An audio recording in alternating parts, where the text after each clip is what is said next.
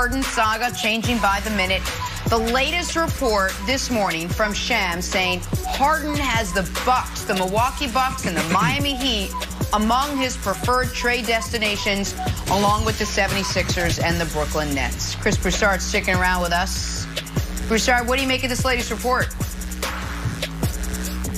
Well, look, I said earlier when Nick brought up the Miami Heat, that makes a lot of sense. You know, James Harden in Miami and that organization with those players around him, the ones they'd be able to keep, I think that would be a tough team to beat in the Eastern Conference. Milwaukee, look, anytime you bring in a player like James Harden, or 90% of the time, when you bring in that type of superstar, you're going to have to work some things out. You're going to have to work out how he fits in with your other stars. So we might look on the surface and say, do he and Giannis really fit? But I would give it a try if I'm the Milwaukee Bucks and Giannis is on board with it. If I could get James Harden there, look, I don't think they can, but if I could, I'd give it a try. Broussard, him including the Milwaukee Bucks on his list, he might as well have included the Milwaukee Brewers on his list. It's impossible. They gave all their picks to the Pelicans. So we can cross that off. Like, it's a great idea, but it's not happening. The Heat could happen. Now, I don't think the Heat would give up Bam Adebayo, but I'm sure they'd give up Tyler Hero, the future picks that aren't encumbered already. You'd have to include Iguodala in order to make the salaries work and some other stuff. You probably include Kendrick Nunn, who had a decent rookie season. So I think the Heat are a real possibility. But what I think this does is actually finally move Daryl Morey.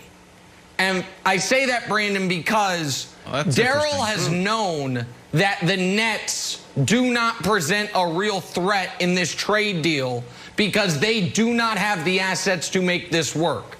The Heat could. And if he's going to expand his teams to include Milwaukee and Miami, he might expand it even further. So right now, Daryl, I feel like, has been holding back offering Ben Simmons, which I think would get the deal done, assuming Tillman Fertitta hasn't said you're not allowed to trade with Daryl Morey because he's mad at him for leaving the team. But I think all of a sudden this is causing real meetings in Miami and real meetings in Philadelphia. I think in Milwaukee, they're like, I mean, we can call a meeting, but unless you're in love with Dante DiVincenzo, I don't know what to tell you. So Milwaukee to me is not a realistic path, but Miami is a possibility, even if they won't include Adebayo, Brandon. So, Nick, the Houston Rockets came out and said they're willing to go deep into the season and get uncomfortable until they hear what they like. Do you think that now that deadline, that timetable to move Harden moves up, right? Because Harden doesn't want to be there. Now you have all these other players involved. Will they get it done sooner or later? I feel like I feel like sooner is possible, and I'll throw this to you, Wilds, because Harden is now not being so hard to deal with. I think when it's just, I'm not showing up, I'm going out with Lil Baby, trade me to the Nets, it's like, you know what, man, bleep off. We're not doing it. But now he is there.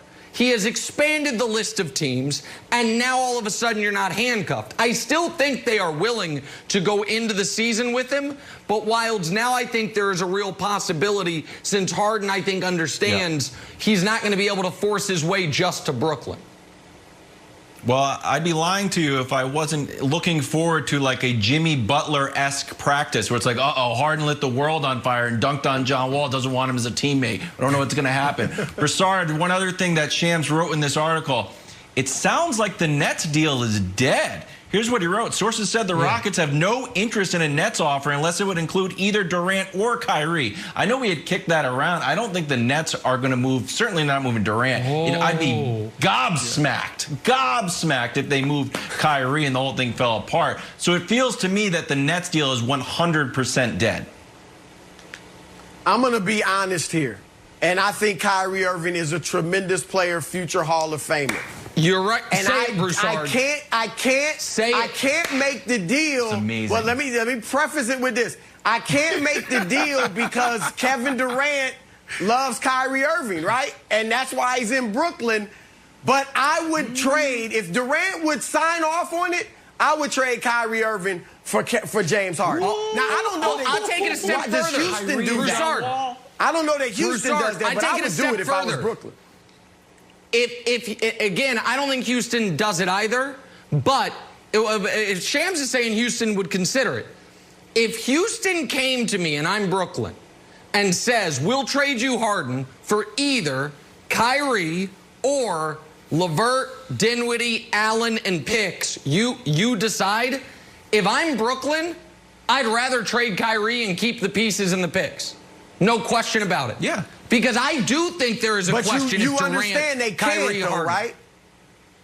Yeah. What do you mean? Don't you think that upsets Durant as much as he likes? Yeah. Well, I don't know. As I much as he likes Harden, burner Twitter accounts are saying. I don't know. The guy seems a little fickle. Like maybe it upsets him, maybe it doesn't. I don't know. Kyrie's out here talking about chakras and you know, he's in year 10 and he's learning. I don't know, man. It's fickle business. But KD and Harden with a real supporting cast. Harden is changing the game. I agree. Harden is changing the game. He's taking the NFL football players' approach. He's changing the game. Get me the hell out of here. James, story look at far the from Clippers. over. The Clippers, Harden. We gotta go. We'll see you tomorrow on this Starts right now. We are back here talking James Harden. Like sand through the hourglass, so is the saga of the beard. And let me tell you, it is most definitely a saga. Will he stay? Does he want out? Is it to Brooklyn? How about Philly? Is it wherever Lil Baby is? Now a report that Harden wanted out once the Rockets hired Stephen Silas instead of Ty Lue as head coach. Chris Broussard is joining us now. Broussard, so many questions, so little time. Are you buying this as the actual reason Harden wants out because of the coaching hire? Well, it makes sense because we know James Harden has had major say in the decision-making in Houston for several years. He wanted Chris Paul, he got Chris Paul. He wanted Chris Paul out and Russell Westbrook in. Chris Paul was out, Westbrook was in. And if he you know, all the reports were saying he wanted Ty Lue and John Lucas. So Ty Lue first, John Lucas second. If he got neither of them, he's looking around and saying, okay, Daryl Morey's gone. Mike D'Antoni, who built an offense around me that turned me into a legend, is gone. And now they're not listening to me as far as coaching hires. Then I could see why that could be true and he would want out. But of course, there is no way the Rockets hired Silas against Harden's will. I'm sure they went to him, and he actually, of course, talked to Silas during the interview process. That was a part of it. If he had told Houston at the time, look, if you hire Silas, I want out, it's hard to believe they would have hired him. Now, if I'm the Rockets, though, I would hope that this is the only reason James Harden wants out. Because I actually think Stephen Silas has a good chance of winning Harden over if that's the case. He's a 20-year assistant in the league. He was under Rick Carlisle, who we know is a great coach. And he was under Don Nelson in Golden State. Nelly is one of the most innovative offensive coaches the league has seen. So they have talent in Houston. It may not come together, but they do have talent. I think Silas has a good chance of figuring out a scheme that might be able to maximize these guys together, and that could win Harden over. So, listen, with respect to the report and with respect to James Harden, I don't buy this for 1 second. First, let me tell you a little bit about Stephen Silas. Broussard alluded to some of it. NBA bloodlines. His dad, of course, is Paul Silas. He went to an Ivy League school and played basketball there for 4 years. He has been an assistant in this league grinding since the year 2000, 20 years for this opportunity. And at his most recent stop, he helped design the most efficient, highest scoring offense in the history of the league with Luka Doncic, who has actually a somewhat similar skill set to James Harden.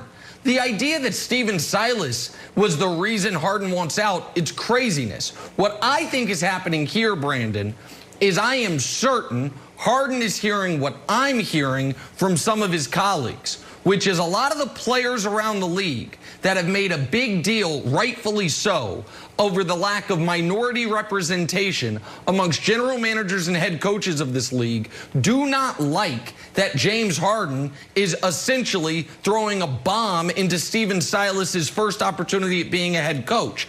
And so I think this gets released as a, no, it's nothing against Stephen Silas. I just wanted Ty Lue, a different black head coach, to try to mute some of that criticism. Because what Harden is doing to Silas, who has waited for this opportunity, is not being received well by his peers. So I think this is a PR maneuver. I absolutely do not believe that if they had hired Ty Lue, all of a sudden James Harden is not doing this again.